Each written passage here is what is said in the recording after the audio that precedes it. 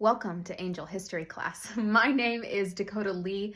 I have a gift to see angels. I also happen to be a Christian, and everything I have seen always points back to something in the Bible.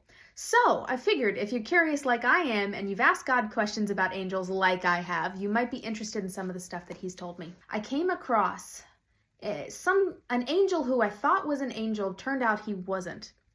This was in middle school, and when I say he wasn't an angel, it turned out he was a demon trying to keep my attention and trying to leech off of my energy. He was pretending to be an angel. When I asked God, I had noticed even before I really knew that this wasn't an angel of God, and little middle school me asked God, as my gift to see in the spirit and see these angels was deepening and getting stronger and stronger, why is this one angel so different? And God's answer was, he has free will.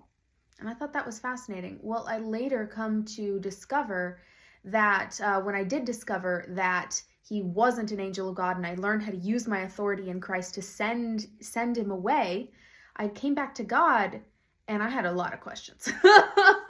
Among other things like, how do I keep this from happening again? Which he answered, and I answer in other videos. I asked God, if he had free will and he was a demon, then do angels not have free will? Angels of God not have free will?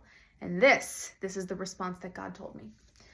God said that he gave me the angel history lesson. Before the fall of human beings, of man, there was the fall of angels. And God said when he created angels, he created them extremely similarly to us. And they were and are immortal.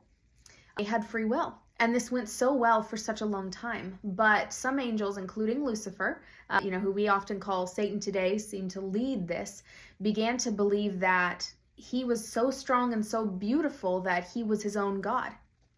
Lucifer and about a third of the angels from heaven decided to leave God because at that point, all angels had free will. Well, here's the thing. This was absolutely heartbreaking because yes, they're immortal, and yes, when they first left God's grace, they fell from his grace. But what happened is that they also, in leaving God, they also left their ultimate energy source. It's almost like, I guess for human beings, it would almost like be leaving behind our fields and our livestock that feed us, because we think we don't need it to survive. The angels that left God began to get depleted of energy. They weren't connected to God, who is the ultimate generator of the universe, anymore. And so as they were running out of energy, life was getting harder and harder for them, and yet they could not die. You know how every now and then you'll come across a picture of someone who was starving, and you see how skinny they are, and you think, wow, either they're going to die or they really need to get food immediately. Imagine the fallen angels this way, except death was not an option, and unless they chose to go back to God, they couldn't find a permanent food source, permanent energy source, so they had to stay all shriveled up.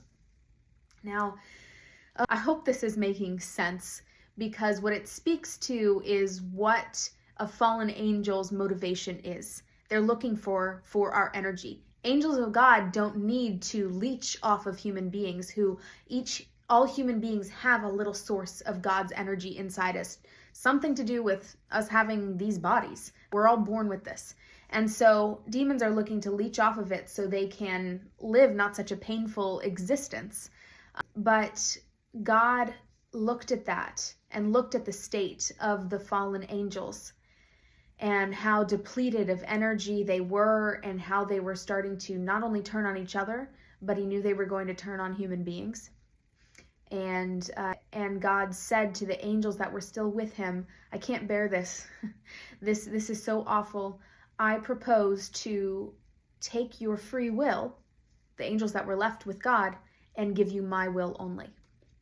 Now the thing is, he didn't sneak this on any angels. What God told me is that every single angel had a choice. They could defect heaven and go down with the angels on earth, who they saw were not doing that great, or they could choose to give up their free will for God's will. And so all angels made an informed, consented decision, angels of God, to only have God's will after this. And so that is a main difference between angels and people, where I have free will. Angels, an angel of God doesn't have free will, and yet they made a free will choice to give up their free will to God. And by the time the fall of man happened, it was already established that there were fallen angels, now we call demons, out there looking for whom they may devour, because they need to eat. They need to eat energy. It's a constant need, unlike angels of God. I hope it helps you understand angels better, that real angels, angels of God, don't need anything from you. They are here to support you, and they are following God's will.